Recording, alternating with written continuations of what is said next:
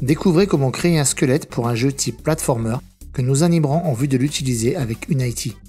Rendez-vous après l'intro. Je commence par un document de 32 x 32 pixels. Je réalise un rectangle de 10 x 9 pixels à qui j'efface les 4 coins. J'ajoute un petit pixel dans les coins intérieurs, puis j'efface les 2 pixels de chaque côté afin d'arrondir la forme. J'aurais aussi pu faire une ellipse, mais le puriste que je suis aime bien avoir le contrôle sur mes réalisations. Ensuite, je vais créer les yeux avec une couleur rouge à l'intérieur. Le corps est simple à faire puisqu'il s'agit juste de lui faire un tronc et des jambes. Je descends en escalier pour la réalisation des jambes. Je ferme le contour, j'efface 2 pixels du centre et je remonte pour la séparation des jambes. Le squelette est maintenant terminé. Nous allons pouvoir passer à la colorisation rudimentaire. Une couleur blanc cassé pour le ton général représentant les os. Et un ton légèrement foncé pour les ombres du personnage. Il suffit de suggérer les ombres, pas besoin d'entrer dans les détails. Nous allons maintenant réaliser la vue de côté. Pour ce faire, je copie-colle la vue de face sur une case vide de ma planche. Puis, j'efface la jambe de gauche et positionne l'autre jambe pour la mettre en profil. Je retouche également le bassin et le tronc pour bien proportionner l'ensemble et rester cohérent dans la réalisation. Ici, je supprime, déplace et agence les pixels pour avoir une forme bien adaptée. J'emboîte le personnage pour l'aspect final et pouvoir l'animer.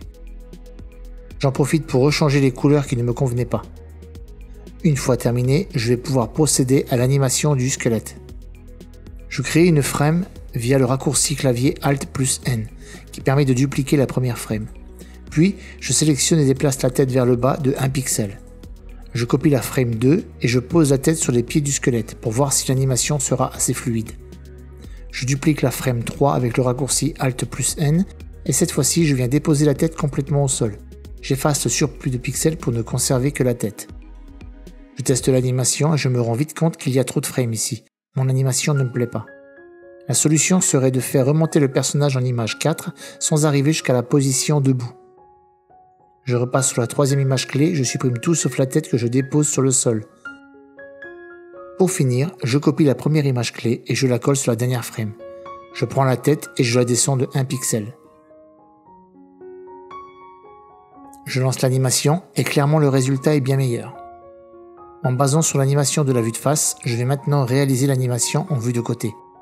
Il s'agit d'un cycle d'animation d'attente, autrement dit idle. Il reste juste à reporter le mouvement image par image, mais dans la vue de profil. Cette étape est relativement simple et rapide. Lorsqu'on teste, on se rend vite compte que l'ensemble reste fluide et dynamique pour une animation de ce type. Histoire de vous proposer plus d'animations, je vais faire un petit cycle de course en vue de profil.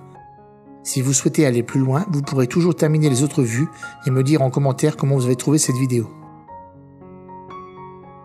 Je copie la première frame sur les 4 frames de la vue de profil, puis je vais déplacer le corps pour le mouvement vers le haut sur les frames 2 et 3. Je repasse sur la première frame et je fais un test en notant quelques pixels. Finalement, je vais procéder différemment. Je commence par dessiner les pieds sur l'image 2 avec les jambes écartées. L'image 3 quant à elle verra les pieds levés au maximum et l'écart des jambes également. J'efface les pixels devenus superflus et je viens tester l'animation qui semble correcte maintenant. Soyez rigoureux lorsque vous animez et corrigez les défauts éventuels pour bien rendre votre animation. Une fois terminé, sauvegardez votre travail et exportez la planche vers votre moteur de jeu, pour ma part ce sera Unity. Si la vidéo vous plaît, nous verrons lors du prochain épisode comment déplacer le personnage en vue de profil sur Unity. En vue de réaliser un mini-jeu de plateforme. Nous réaliserons des décors, des ennemis, mais tout ça, ce sera dans une prochaine vidéo. Merci d'avoir regardé cette vidéo, laissez-moi un pouce bleu si elle vous a aidé, abonnez-vous pour en voir d'autres, à bientôt, ciao.